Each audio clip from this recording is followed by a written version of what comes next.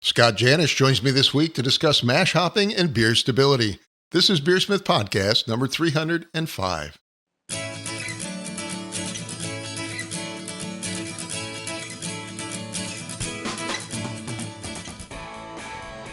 This is BeerSmith Podcast number 305, and it's early June 2024. Scott Janish joins me this week to discuss mash hopping and beer stability.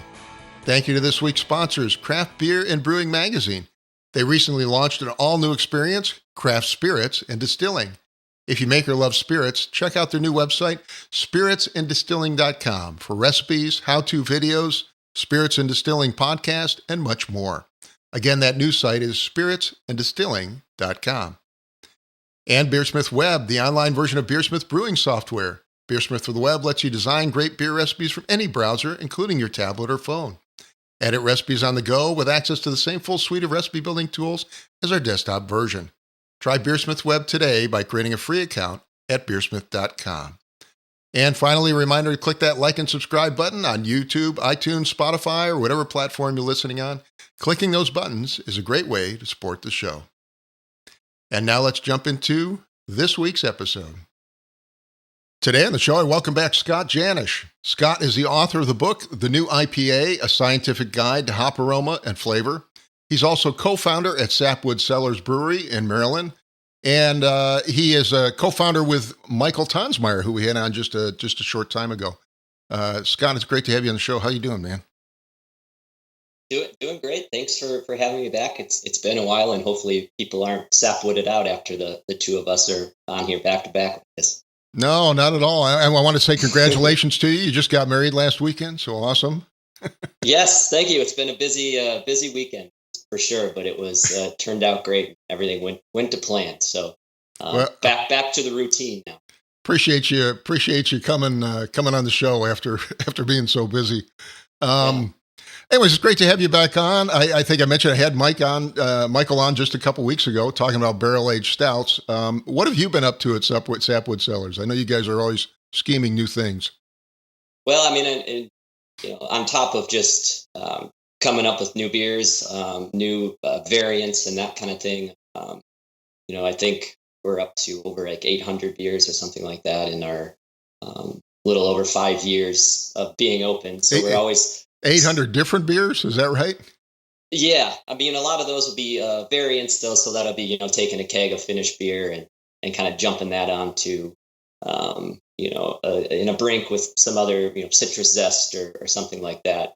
So that's a good chunk of them since we've been doing that every Thursday since we've been open from the beginning. So that kind of forces us to continue to be creative. But on top of just coming up new beers, we're actually took over some more space. And we'll be expanding our tasting room and adding a commercial kitchen. So I think in the next 2 to 3 months, my role will probably transition more into overseeing that whole thing and probably less on the beer side. So we'll see how that goes. So you're gonna be a restaurateur, is that right?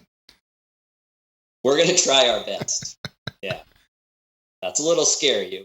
We're still trying to figure out how to run a brewery, so this will be a learning curve for us. But luckily, we have great help in our tasting room manager, Spencer Love, has done this before, so we're lucky to have him. Well, that's awesome. Congratulations to you. Yes, thank you. Well, today you want to cover a variety of topics, and the first of those is mash hopping. Now, I've always been a bit of a skeptic on mash hopping. It doesn't add a lot of bitterness. It doesn't add a lot of aroma, but I know it's enjoyed a resurgence recently as a brewing technique. Why is this? Why would anybody really want to mash hop? Yeah, I mean, this is something Sapwood has been doing since pretty much day one. And it was, when I was researching for the book, I came across a couple studies, one in particular that really just kind of convinced me that it was something worth trying. And in the end, being something that's relatively minor and kind of a good minor in terms of its, how much it costs to mash hop, since you don't need a whole terrible lot of them. But just the research in particular just showed that, the alpha beta acids from the hops themselves have the ability to complex metals from mostly your grain. You get some metals from your hops as well. but just kind of lower those overall concentrations. And kind of the whole idea is, if you're having less, particularly iron, in your wort, and then having less then carry through to your boil and your ferment, you'll have less of a chance of those reactions that could cause oxidized issues after packaging, even during the process. And this particular study found that hops themselves were able to reduce the metal concentration when added to the mash by about 30%, which is pretty big jump. And that was about 20 to 25 IBU addition, I think, from your mash hop. And they also found that after forced aging, I believe it was about 80 degrees of forced aging, the heat age like that, they found a reduced amount of the staling aldehydes too, which is plays into that whole. What we're looking for is a good product that is good on day one and good on week 3. And so whenever we see science like that says throw in some hops in your mash, have a relatively low amount of bitterness come from it, and then hopefully less oxidized issues down the line. That's something that we just kind of took hold of and ran with. So what is it about adding hops in the mash that gives them this special property? Because obviously you're using hops in the boil, you're probably using them in the whirlpool, dry hopping, and so on. Yeah, it's one of the big factors is because alpha acids are able to kind of flex these metals and make them in your beer in fewer concentrations. It's actually better at doing it at higher pH. And so, of course, if you're adding these mash hops at the very start of your mash and you have not done an acid adjustment yet to bring that down, mm-hmm. So, anything above 5.1, 5.2, 5.3. I think that in one study looked at there is a 40% reduction in iron levels from just jumping to like a 6 pH, which is probably higher than we want to be, but just shows how impactful the pH could be for the metal concentration. And so what I think we like to do is just add the hops. We still don't have a mill at the brewery. That's something else we're working on. But so we have all of our bags open on brew day, and we sprinkle some hops in each one of those bags, and then adding those at the very, very start of the mash, where that pH is higher. Then you have those hops enjoy an environment that are even better at reducing that metal content. And again, it's iron that we're particularly worried about. And what's so bad about iron? Why is iron such a bad thing to have in the beer? It's just the one that's has been found to react with oxygen and at higher levels and just cause more of those problems. I mean, there's other metals in there too, like manganese is another one that can cause issues. But that's one that so far the science hasn't been able to the brewing science anyways figure out how to reduce in the final concentrations of, and you pick up quite a bit of that actually from dry hopping. But iron, just looking at a lot of the older research in brewing, it's just kind of always been that main one that we want to keep low. So does mash hopping contribute a certain flavor or character to the beer? I mean, obviously there's some bitterness imparted, but it's a pretty low utilization, I would think.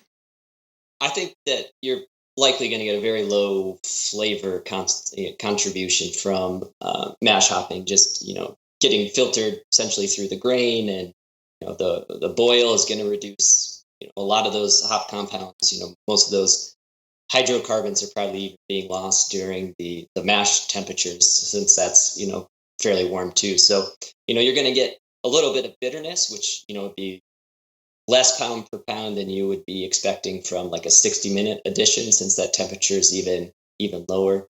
Yeah. But there's certain hops that I think if you used in high concentrations might carry through, and that would be I think like a Rawaka is a one that really carries through well on the hot side. But other than that, I don't think you are likely to do it. I think if you're looking for flavor contribution, and I'm sure this is something you've probably already covered on your podcast, but if you're going to use one of those lower thiol producing yeast strains like a Cosmic Punch, which does about 10 times the threshold for 3MH, Sure. or White Labs Tropical, I believe that's 077.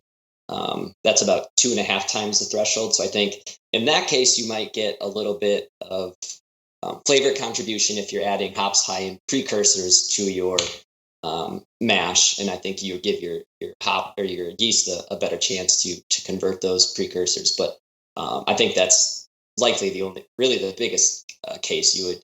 Yeah, I mean, I've recently flavor. heard there are people using hop additions in the mash to try and enhance the thiols and the flavor boost. They get biotransformations or something like that during fermentation. But I've always been kind of trying to figure out how that chemistry actually works. Well, I think if you're using, so kind of I think one thought process is there's a lot of enzyme activity in the mash already, and maybe that's helping some of those thiol precursors be readily available for those yeast strains that have the ability to unlock those bound thiols. But if you're doing like a Star Party or one that's 100x or whatever it is of the sensory threshold, then I don't think you need to worry at all about loading stuff into the mash. It's already so good at releasing thiols. It's just more in those lower producing thiol strains. Interesting, because I've talked to brewers that have had some success using mash hopping with their thiol producing yeast. Anyways, how much hops are you using for mash hopping? You mentioned it wasn't a big expense or a big addition to get what you want out of this. So the study that was quoted in the book, I think they did about 0.4 pounds per barrel to see that 30% reduction in iron. So I think that's probably close to only like an ounce for home brewers in 5 gallons. And again, that would be adding that 1 ounce of hops to the start of your mash, before you change the pH of the mash.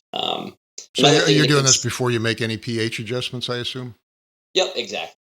How long do you let it sit before you add maybe the lactic acid or whatever acid you're using? Just the time it takes us to mash in would be probably about all we do, and then you can adjust from there. So maybe just give a little bit of a head start and just increase the chances of lowering those concentrations. But another thing to consider is there's been a couple studies and one of recently that was looking at spent dry hops and kind of what remains in those spent dry hops after you're done using them, and you'll still retain about 70% of the alpha acid after dry hopping. And again, those are the acids that are helping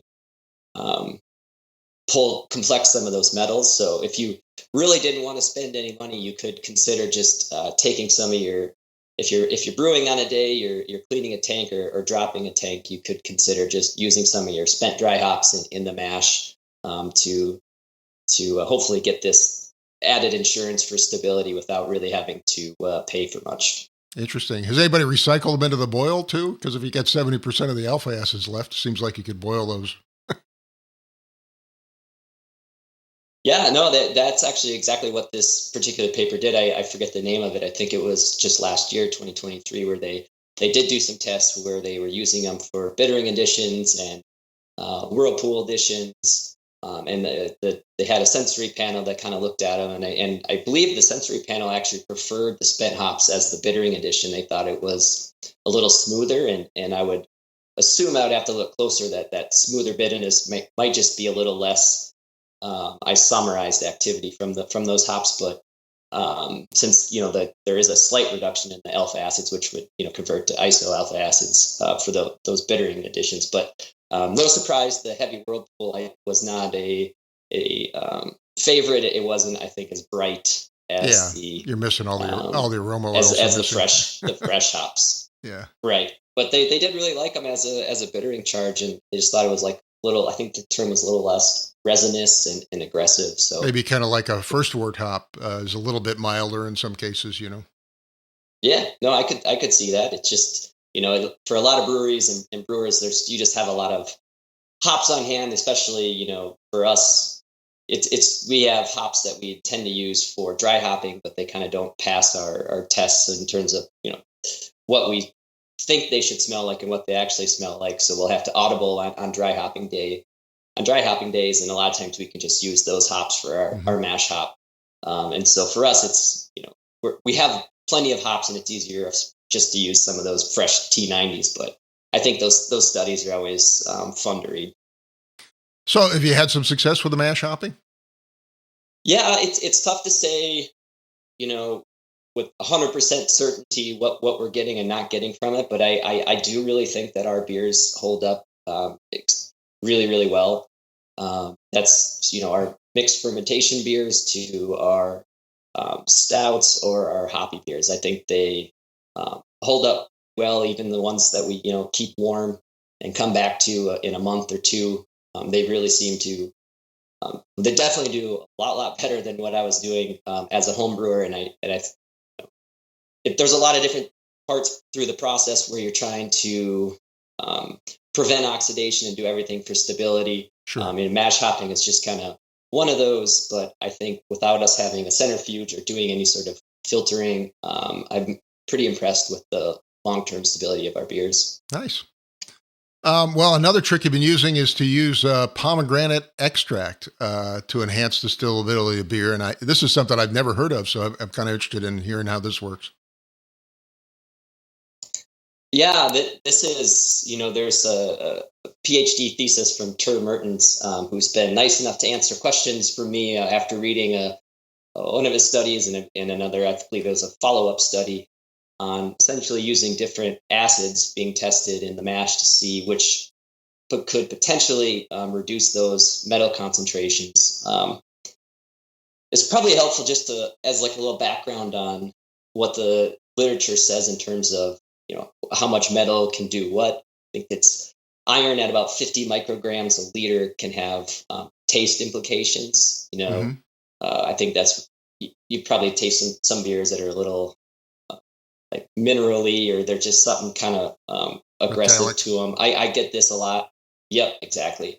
I get this a lot in low alcohol maltier beers, stouts, or something with like a lot of Crystal 120 or 50 or something like that. Mm-hmm. And that's, the research says anything around 50 micrograms a liter could have taste implications, but of course the type of beer probably alters that. It's going to be harder to taste something like that in 12% ABV stout that's been barrel aged with coconut or something like that.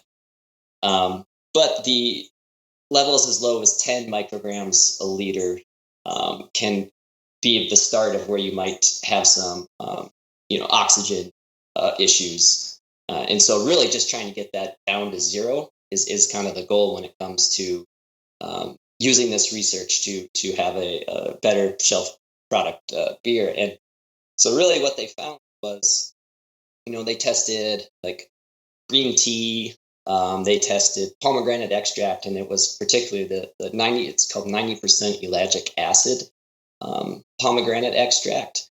And when they were putting this into the mash, they were seeing like an 80 to 90% reduction of metals, of iron in particular, and that was after adding it just to the mash. So this was getting lower levels because you'll lose some during fermentation. I think in their study, the lowest one they tested after fermentation was an all Pilsner malt, which was right at that 50 microliter taste threshold area. And they were getting lower than that before fermentation by just adding pomegranate extract. So it's pretty. I assume the pomegranate reacts with the iron in some way or something. Yeah, and complexes it out, and it's interesting too that the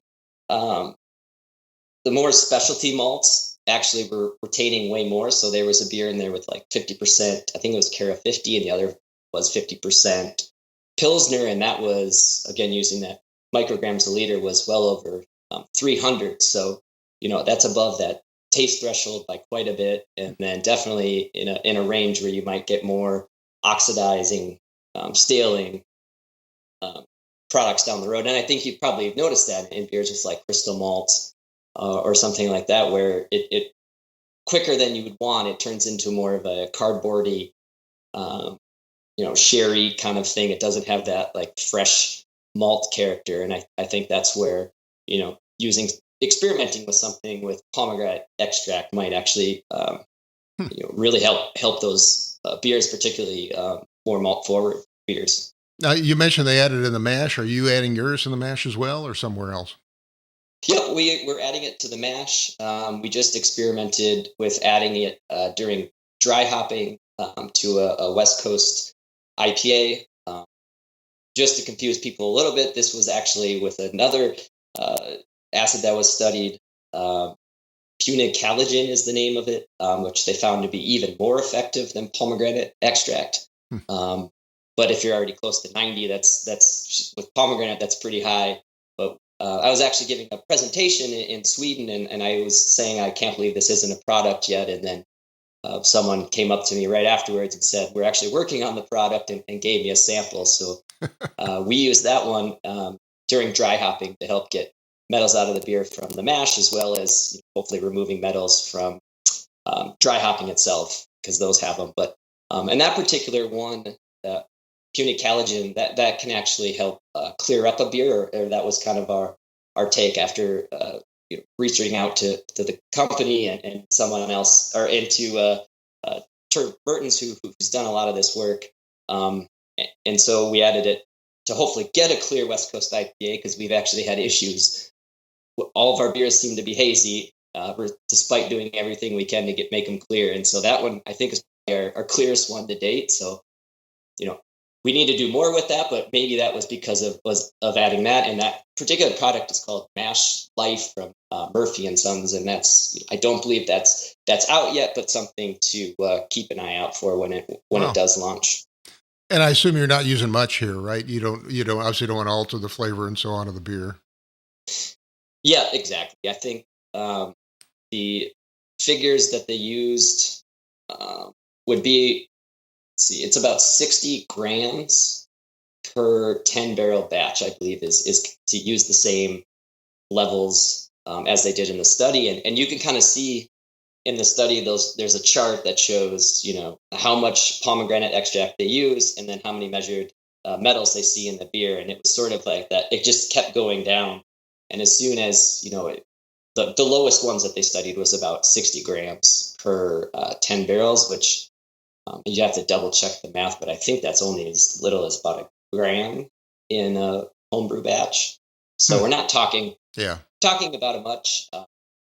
Purebulk.com, I pulled up today just to see how much it would cost for homebrewers, and it looks like you can get 25 grams for about $7. So not a huge investment to do some experimentation with. And again, you need to get the 90% ellagic acid pomegranate extract. Cool. Well, I know you and Michael have also been working on a variety of other techniques to minimize oxygen uptake to ensure the long-term stability of the beer. Can you tell us about some of those? Yeah, sure. I mean, that's kind of what I was saying earlier. It's not just mash hopping. It's not just experimenting with like pomegranate extract. It's doing everything you can. Unfortunately, there's so many ways to ruin a beer during the whole process. And I think that's why a lot of home brewers and professional brewers lose sleep at night thinking they ruined their beer. But it's just good practice, doing things like purging, if you're doing a transfer, purging your whole transfer rig with CO2, having T's on each side of the transfer so you can push CO2 through. We do a lot of water push outs if we're going to be transferring into, say, a bright tank or something, filling that all the way up. We have water, essentially coming out of the top of that tank and then pushing that out with CO2. And then, if the timing works, then we can use that water to brew the next batch or collect some for cleaning or something like that. So it's not going to waste. Little things like purging out your little CO2 adapter on your tank before opening the valve. So you're not just hooking up your CO2 and then it's immediately going into your tank where there's like a tiny bit of oxygen in that little valve that could could go into your tank. If you're going to be burping your tank from the bottom, you hook up like a reducer, or maybe you have a 90 on there, something like that. Purging that a whole bunch before you actually open it up to the tank, because of course any oxygen that's just in there to start with would get pushed into your tank. So the more you can purge it, with each purge, you're getting less and less oxygen remaining in that setup. So anything like that is obviously probably a good practice. We dry hop with a dry hop doser. Mm-hmm. And so that's on the top of our tank where we're adding hops. And then once the hops are, 22 pounds are added in this doser, we can then purge that whole rig. So the hops themselves are getting purged and the rig itself is getting purged before we drop it into the tank. So again, no hopefully pickup of oxygen. And if you really want, you can try using some metabisulfite during the dry hop too, which will also help kind of scavenge oxygen a little bit. And for homebrewers, that won't take much, probably something like 0.5 grams or something. Yeah, I know like that. Sulfites are very commonly used in winemaking, mead making, cider making, but not in beer, and yet they're great for absorbing oxygen, right? Yeah, it's another one of those things you can do to, I keep calling these all insurance, but I think that's kind of what it is. And, you're not adding enough to have taste implications, or, you stay under, I forget what that amount is legally, where you have to say contains sulfites. So, we're well under those, but just adding a little bit, especially as homebrewers, where I think it's even harder to not get oxygen in your beer on those. You just have a smaller volume of liquid, and so any oxygen getting in could have a greater impact. And and equipment can vary. Some of the expensive, great Blickman stuff to someone just using a bucket. So oxygen is probably even harder for homebrewers to contain, and so that's where some of this probably is all worth trying. Remind us why oxygen's bad. I know we've probably discussed this topic before, but for folks that are listening. Yeah, I'm sure, this used to be the most frustrating thing for me as someone brewing hazy IPAs back at home as a home brewer. I'd have something that I ferment, dry hop with, taste the dry hop. After the dry hop is bright, fresh, tropical, depending on the hops, beer. And then after my transfer, I don't know if I would do multiple things wrong, I'm sure, during the transfer. And 1 or 2 days after being in a keg, it's already started to lose that brightness. The oxygen could lead to like a murkier brown color right away. Again, it might have a lot to do with just the iron content in there that could interact with the react to the oxygen and cause that like stale cardboard sherry aroma that just really distracts from what the beer was intended to be.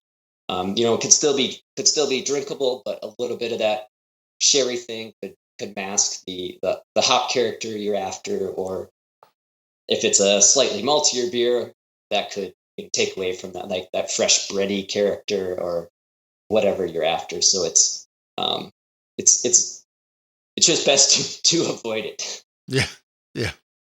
Well, I know you guys make a lot of big barrel-aged beers. Are there other techniques you're using to try and improve the stability of those? Because those are aged for a long time in barrels, which are porous and so on.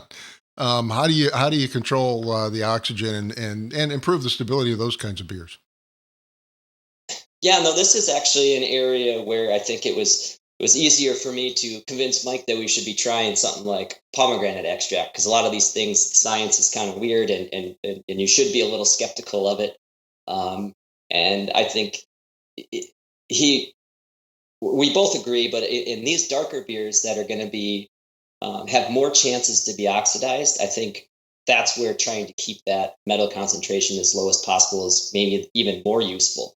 So obviously, hoppy beers can go downhill quick, but dark beers that are going to probably go into a barrel for 8 months, you have to transfer into that barrel. Hopefully you're purging the barrel beforehand and whatever you're using to transfer it with, but you could pick up oxygen that way. You could pick up oxygen leaving the barrel. You could pick up oxygen going into your final packaging tank.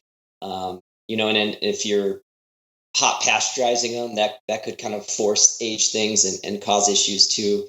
So I think those darker beers and beers, even mixed ferm beers, for us that are going to sit for a year, 2 years, 3 years, if we can do just a little bit to try to keep to improve the shelf life of those just by having a better environment for it early on. It just for a few grams of pomegranate extract doesn't seem crazy. So I should say we're still young into this. I have a handful of beers I want to send in and get tested compared to some of our older similar beers. They're not exact side by sides, but a lot of we'll have a lot of recipes that don't vary wildly in terms of the malt use. And so some of those had mash hopping, some of those had the pomegranate, some of those didn't have either. And so, hopefully I can find those and send them out to see, just what those metal concentrations are, and then do some tasting and see if the numbers carry through, but more importantly, does the sensory, because I think that's probably always where that should always take priority over the figures and science of figuring out what to do with brewing. And of course, in the barrels, it literally evaporates, right? There's something called the angel share, right? Which is the parts that's gone. Yeah. How do you deal with something like that? It's a lot more than you would think. Gallons will disappear over the course of 8 to 12 months. It's amazing. So for some of our mixed fermentation beers, where say we want it to be part of a 3-year blend, and so we know a beer is going to be sitting for a long time. After about the first 6 to 12 months, we could keg off some of that base beer from the day we brewed it, and then after about 6 to 12 months, we could shoot some of that base beer back into the barrel just to top it up. And again, it's difficult to do that without a little oxygen exposure too. So you're going to be opening up your bung, you're going to be transferring things in, the risk of splashing and all that. So if that any chance you have of oxygen reacting with and this, to stay on theme here with the metals, particularly iron, I think those are the beers that are probably maybe would benefit the most. How do some of these techniques carry over to homebrewing? I think you could try, using the little metabisulfite when you're mash hopping. Again, or when you're dry hopping, which is, not a lot, 0.5 grams or something like that. Experimenting with, 1 gram or so of pomegranate extract at the start of the mash, or looking out for new products that are probably going to be hitting the market on this kinds of thing. I mentioned manganese earlier. That is, one of the metals that you can find in higher amounts in certain hops. I think it was in the book. There was a chart of manganese and which hops had the most and which ones had fewer. But dry hopping cold, I think, has a lot of benefits. I've talked a lot about that, but in particular, the colder the dry hop will have less manganese pickup, which is another one that could cause issues with oxygen down the road. So cold dry hopping, where I'm a big fan of, we're dry hopping everything around 34 degrees at the brewery. There's a handful of different reasons why we do that, but this manganese one just happens to be one more in the case for cold dry hopping, and that it's taking one less, it's lowering one less compound in your beer that could cause oxidation issues. So there's a lot of this stuff, the purging of tanks, purging your hoses. I think if I were homebrewing today, if I was spending money, I would be investing on cold side products, tanks that I could purge. I could maybe set up some sort of rig to dry hop without opening them up completely. Yeah, a lot of the newer stainless steel ones, you can actually apply some pressure to them, so you can do things like pressurized transfers, kind of similar to what you're doing. Yeah, I think that's totally worth the money, especially if you're really trying to nail in your hop forward beers and keeping those as bright as possible for as long as possible. So that would be where might consider putting some investment. I know I struggled with that big time as a home brewer, and I was trying to take kegs and repurpose them for different things, and it was always a battle and nerve wracking. I think now the products are just so much better. There's just a lot more out there for options for homebrewers than especially when I was deep into it. So that's also something. Spending more money doesn't always help, but in some cases, I think it can. Anything about barrel aging, folks that might be barrel aging at home? Advice? I can speak. So I had a 30-gallon barrel that I did mixed fermentation beers with at home, and I think that's about as big as I would go. I think you're better off having multiple smaller barrels than putting all your eggs in one basket with one big barrel where you're brewing 3 weeks straight or whatever to fill that sucker, and really relying on hopefully it turns out well. Multiple smaller barrels is good for if you can blend or come up with if you're doing mixed ferm, blending is great that way, and stouts actually too. Having sweeter, darker beers versus a little drier beers and blending together. But it's just tough because the smaller you go on those barrels, the more exposure you could have to oxygen. Just having it's a volume game, and it's a space thing too. It's not really practical to have a bunch of barrels. I realize that at home. So I think guess the smaller barrels have more surface area, right? Yeah, exactly. Yeah. And so, if you're going to be doing a bunch of small barrels, I think a lot of the stuff that we talked about to, keep the role of oxygen in ruining that beer. I think, those smaller barrels and any barrel aging, I think is probably worth considering.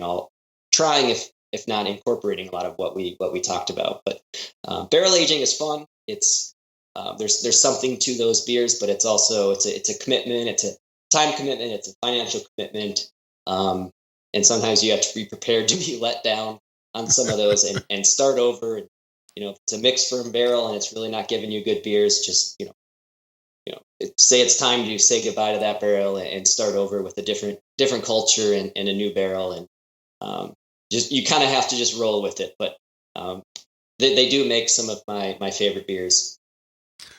Well, Scott, I want to get your closing thoughts on mash hopping, Pomegranate, and improving your beer stability overall. Yeah, it's kind of a lot of weird stuff. I think hopefully we'll probably be seeing more of it from.